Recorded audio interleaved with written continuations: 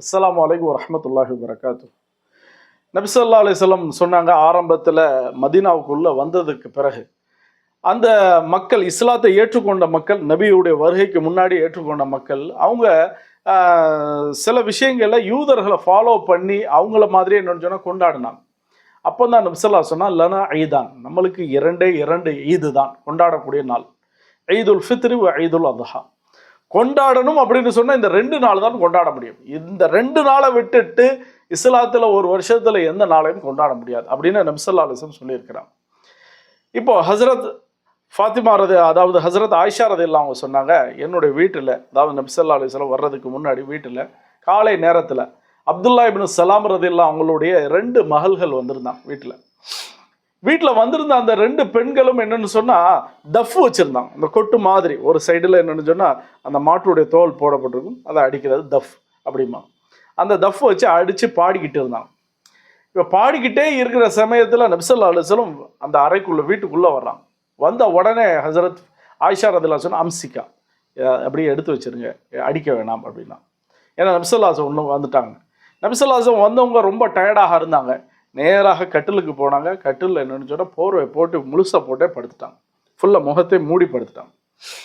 இப்போ அவங்க ஹசரத் ஆயிஷா ரலியல்லாஹு அவங்க அந்த 2 சின்ன குழந்தைங்களை பார்த்து சொன்னாங்க, ஒருவேளை இன்னைக்கு அந்த பாட்டு பாடுறது, அந்த தஃப் அடிக்கிறது ஹராம் ஆகலாம் அல்லது ஹலாலும் ஆகலாம். ஏன்னா அல்லாஹ்வுடைய வஹி வரும் அப்படிங்கிற அடிப்படையில் என்னென்னு சொன்னால் சொல்கிறாங்க. இப்போ அந்த பிள்ளைங்கள்ட்ட சொன்னாங்க, நபி ஸல்லல்லாஹு அலைஹி வஸல்லம் கொஞ்ச நேரம் படுத்தே இருக்கிறதுனால, போர்வையை போத்தி படுத்துருக்கிறதுனால சொன்னாங்க, நீங்கள் 2 பேரும் இதை எடுத்துகிட்டு கிளம்பிடுங்க அப்படின்னா. இப்போ அவங்க எடுத்துகிட்டு கிளம்பக்கூடிய சூழ்நிலையில் ஹசரத் ஆயிஷா ரலியல்லாஹு அவங்க சொன்னாங்க, என்னுடைய அத்தா அபூபக்கர் எல்லாம் உள்ளே வர்றாங்க. நான் அதை கவனிக்கவே இல்லை. என்னென்னு சொன்னால் உள்ளக வந்துட்டாங்க. அவங்க கொஞ்சம் கடுமையாக இருப்பாங்க அபூபக்கர் ரலியல்லாஹு அவங்க இஸ்லாத்துடைய விஷயத்தில். அவங்க சொன்னாங்க, வக்கான அபூபக்கர் மத்தாரன் அவ் ஹதீதன், ரொம்ப கொஞ்சம் என்ன ஸ்ட்ரைட் ஃபார்வர்ட். இப்போ வந்த உடனே சொன்னாங்க, மசாமிரு ஷைத்தான் ஃபி பைத் ரசூலுல்லாஹ், ரசூலுல்லாஹ்வுடைய வீட்டில் ஷைத்தானுடைய அந்த இன்ஸ்ட்ருமெண்ட்டா, மியூசிக்கல் இன்ஸ்ட்ருமெண்ட்டா அப்படின்னு கேட்டாங்க.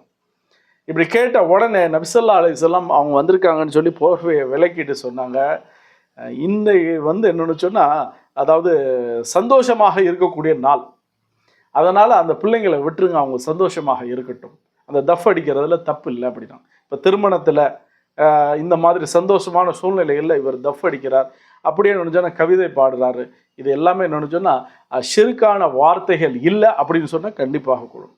அப்படி ஷிர்கான வார்த்தைகள் அதில் இருக்குது அப்படின்னு சொன்னால் அது எவ்வளோ பெரிய விஷயமாக இருந்தாலும் அதெல்லாம் அவாய்ட் பண்ண வேண்டியது. நார்மலாக ஒருத்தர் என்னென்னு சொன்னால் கவிதை பாடுறார், நபி ஸல்லல்லாஹு அலைஹி வஸல்லம் அவங்கள புகழ்ந்து பாடுறார், எவ்வளோ வேணாலும் புகழ்ந்து பாடலாம். அந்த புகழ்ந்து யாராவது புகழ்ந்து பாடி வச்சிருக்கிறாங்க, அது எழுத்தில் இருக்குது, இதை எடுத்து இவர் படிக்கிறார், பிரச்சனை இல்லை. இதை இபாதத்தாக ஆக்கிறது அது தவறாக ஆயிரும். வாஹிர் தாவானா அல்ஹம்துலில்லாஹி ரப்பில் ஆலமீன்.